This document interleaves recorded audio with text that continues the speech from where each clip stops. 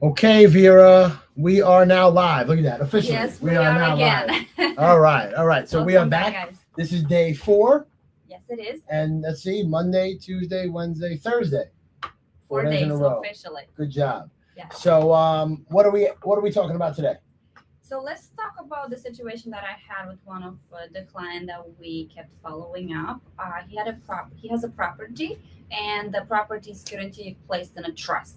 What would you advise the client to do in order to sell the property? Well, did he have a specific question regarding the trust? Yes, how to sell it, because in the trust, I think is they are a brother and a sister, and the sister does not want to be involved in the process of sale.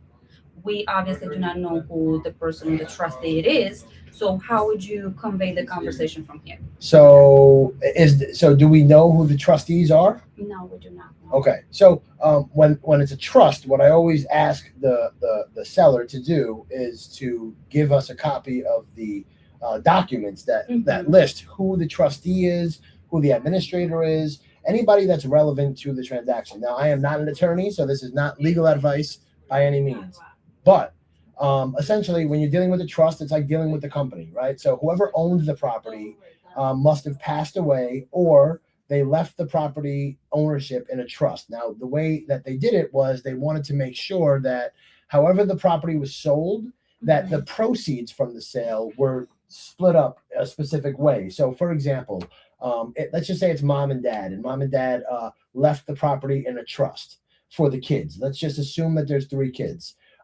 They said the proceeds of the sale, let's call it $500,000. Instead of giving all the money to the kids at Right. once or splitting it evenly, maybe they said, hey, half our money goes to a nonprofit or a charity, and the other half we want split up where each child will get $25,000 per year until all the money is given out. So if somebody was coming to me and they said, hey, we own this property in a trust, again, the first thing I would do is ask for the trust documents, because you want to make sure that whoever you're speaking to actually has the permission to Or be the able power. to the power. The power. Exactly, good word. Mhm. Who has the power to be able to sell the property. So that's where I would start.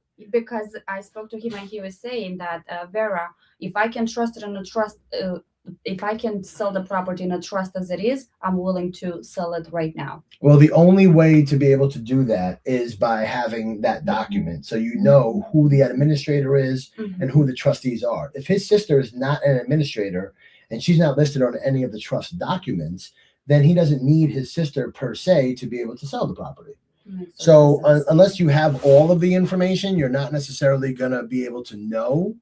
Until you don't gather the documents. Exactly. It So makes yeah, total sense. listen, putting a property in a trust is an amazing idea, and I tell people to do that all the time because you understand the benefits of putting it in a trust, right? Absolutely, yeah. Because everyone is it's protection on one hand, and then you allocate the rights to a specific person, the administrative, the executrix, to take care of the process of sale if it comes down to, which I think that's what it is, right?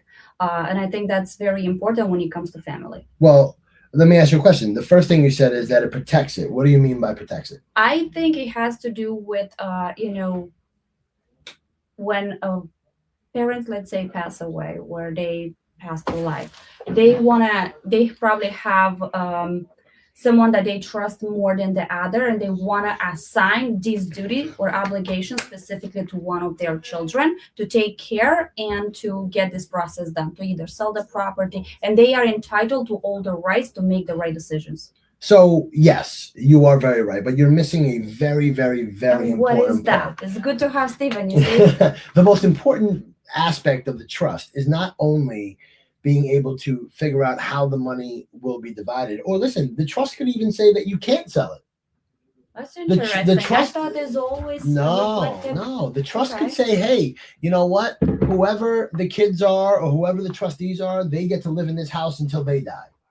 That's interesting. So that way, think about it. Like if you're a parent and your kid, let's just say, wasn't exactly very intelligent or didn't have a good job, and you didn't want them to be homeless, Right. you would say, hey, you know what? I want the trust to never sell this home and let my son live there until his dying day. And then after he dies, then you could sell it and give it to his kids.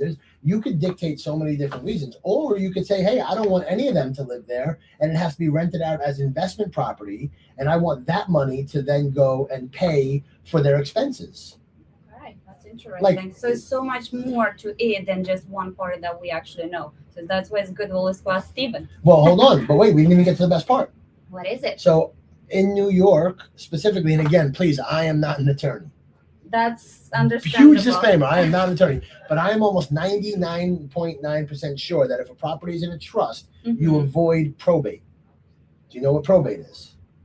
I'm trying to remember. I've heard of when I was doing banking. I remember, but I forgot. Okay, probate. Remind me. When somebody passes away, right?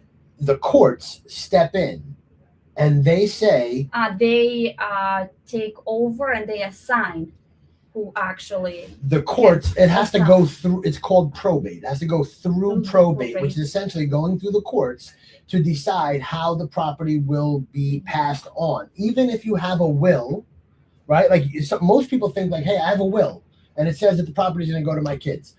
That's fine, but that doesn't mean that it doesn't have to go through probate. Now, probate makes sure that there's nobody to contest the will. So, for example, let's just give a perfect example. If let's just say whatever, Sally Jane has 3 kids, and she leaves in her will that she wants the property to go to Bob, Bill, and Sean, right? And all of a sudden, it goes through probate, and then in probate, the courts have to put public notice. And then let's just say Mary Jane comes out of nowhere and says, wait a second, I was her daughter too. Right. And shows proof that actually. And now the courts have to figure out how that property is going to be split. That is probate.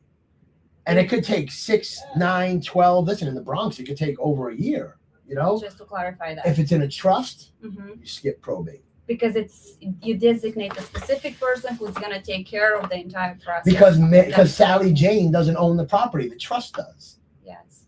Now I understand. So it's very important to request the documents first. Once we have that on hand, it will come much easier for us to figure out what's the process and what's the next step, what we can do. Are you learning more from these Absolutely, Q&As? we do. Especially with Stephen Paternak. We always do, guys. All right. Good job. Great job. Okay. See you guys tomorrow. Yeah. Just like always.